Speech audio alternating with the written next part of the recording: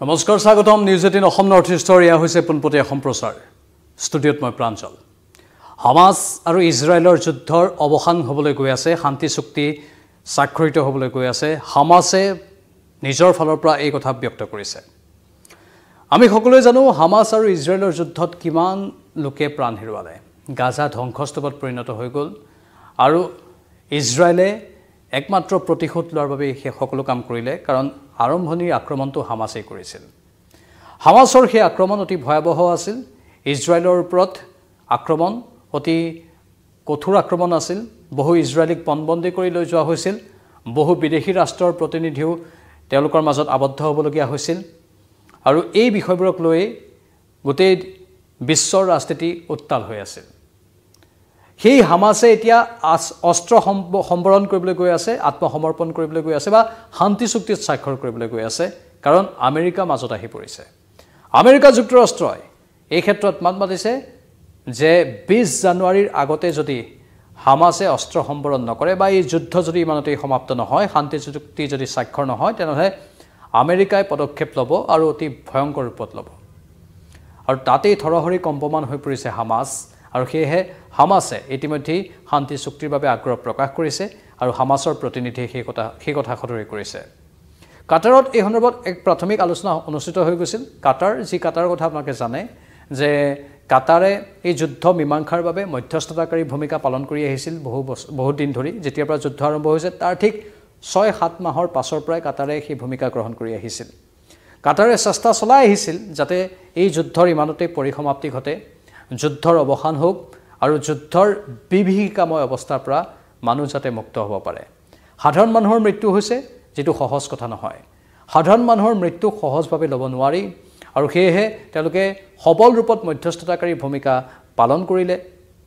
America যুক্তৰাষ্ট্ৰ ইয়াৰ পূৰ্বে যিখিনি স্থিতি লৈ আছিল সেইখিনি স্থিতি একপক্ষীয় হিচাপে বিবেচিত হৈছিল ইজৰাইলৰ পক্ষত থকা বুলি অভিযোগ উত্থাপন কৰিছিল ইৰানে সেই কথা কৈছিল যে আমেৰিকা যুক্তৰাষ্ট্ৰই ইজৰাইলৰ পক্ষত আছে কিন্তু আমেৰিকা যুক্তৰাষ্ট্ৰই নিৰ্বাচনৰ পূৰ্বে সেই কথা খাৰিজ কৈছিল যে আমি সদায় নিৰপেক্ষ হৈয়ে থাকিম ইৰানে কিন্তু বাৰে বাৰে অভিযোগটো উত্থাপন কৰিয়ে থাকিল যি কি নহওক ইৰানৰ কথাখিনি ইৰানে কৈ থাকিল হামাসৰ পক্ষৰ পৰা বহুখিনি কথা কোৱা হ'ল বুকাচতীয়াৰ ৰাজনীতিও হ'ল কথাৰ কটাকটিও হ'ল ইজৰাইলেও বহুখিনি ক'লে ইয়াৰ পূৰ্বে ইজৰাইলে হামাসৰ বিৰুদ্ধে অভিযান চলোৱাৰ সময়তেই নিজৰ ইজৰাইলী সেনাবাহিনীকে ভুলবশত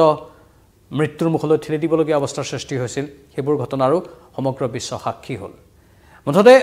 অতি ভয়ংকৰ ৰূপত ইজৰাইল আৰু হামাসৰ যুদ্ধ হ'ল আৰু এই ইজৰাইল হামাসৰ যুদ্ধক লৈ বিভিন্নজনে বিভিন্ন কথা ক'বলৈ ধৰিলে যেনে ধৰণে নানা মুনিৰ নানা মত বহুতে ক'ব ধৰিলে যে এই যুদ্ধখনেই তৃতীয় বিশ্বযুদ্ধৰ ৰূপ পাবগৈ বহুতে ক'ব ধৰিলে যে এই যুদ্ধখনেই বিশ্বক দুভাগত বিভক্ত কৰি দিব কিন্তু অৱশেষত এই যুদ্ধখনৰেই অৱসান ঘটিবলৈ গৈ আছে যুদ্ধখনৰ অৱসান হ'ব সেইটো এটা বৰ ভাল দিশ সদৰ্থক দিশ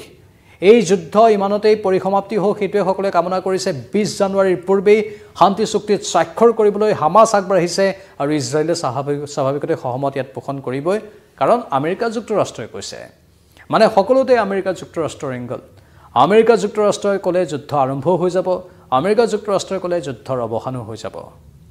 জো বাইডেন বৰ্তমানেও ৰাষ্ট্ৰপতি হিচাপে আছে 20 জানুৱাৰী এই তাৰিখটোতে আকৌ ডোনাল্ড ট্ৰাম্পে ৰাষ্ট্ৰপতিৰ দায়িত্ব আনুষ্ঠানিকভাৱে গ্ৰহণ কৰিব আৰু সেই তাৰিখটোৰ পূৰ্বে হামাসক কঠোৰ সকিয়নি প্ৰেৰণ কৰা হি যথেষ্ট তাৎপৰ্যপূৰ্ণ ডোনাল্ড ট্ৰাম্পে নিৰ্বাচনী প্ৰচাৰ সভাসমূহত কি কৈছিল আপোনালোকে জানে ডোনাল্ড ট্ৰাম্পে কৈছিল মই যদি এই সময়ত ৰাষ্ট্ৰপতি হৈ থাকিলোহেঁতেন তেনেহলে হামাস আৰু ইজৰাইলৰ যুদ্ধৰ কেতিয়াও আৰম্ভণিয়ে নহলহেঁতেন ডোনাল্ড ট্ৰাম্পে নিৰ্বাচনী ভাষণত সেই কথা কৈছিল আনকি তেওঁ প্ৰতিশ্ৰুতিও দিছিল যদি ডোনাল্ড ট্ৰাম্পক যদি জয়যুক্ত কৰি দিয়া হয় তেনেহলে এই যুদ্ধবোৰ এদিনতে নোহোৱা কৰি দিব তেওঁ আৰু ঠিক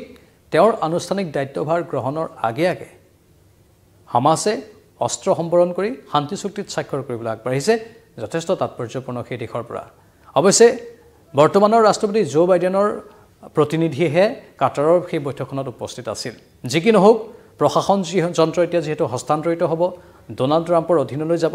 ৰাষ্ট্ৰপতি হিচাপে তেওঁ কাৰ্যনিৰ্বাহ কৰিব তাৰ পূৰ্বে এটা আশাৰ সঞ্চাৰ বুলিয়ে আমি ইয়াক অভিহিত কৰিব পাৰোঁ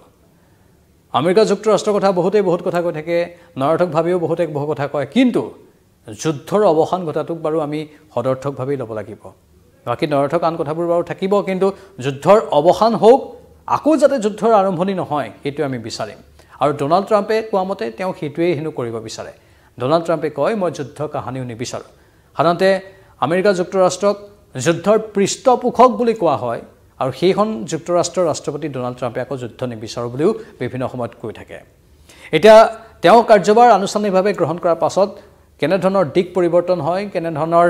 বিশ্বত এক শান্তিময় পৰিৱেশৰ সৃষ্টি হয় সেয়া আমি লক্ষ্য ৰাখিম বাৰু কিন্তু এতিয়া শেহতীয়া গুৰুত্বপূৰ্ণ খবৰটো হৈছে যে হামাছে শান্তি চুক্তিত স্বাক্ষৰ কৰাৰ দিশে আগবাঢ়িছে আৰু ইজৰাইল আৰু হামাছৰ এই সমগ্ৰ প্ৰক্ৰিয়াটো শান্তি চুক্তিৰ দিশে আগবঢ়াটো যথেষ্ট ভাল খবৰ হিচাপে বিবেচিত হৈছে আপোনালোকৰ মতামত কি কমেণ্ট বক্সত কমেণ্ট কৰি জনাব আমি পৰৱৰ্তী সময়তো অধিক তথ্য সম্প্ৰচাৰ কৰি থাকিম বিদায় লৈছোঁ নমস্কাৰ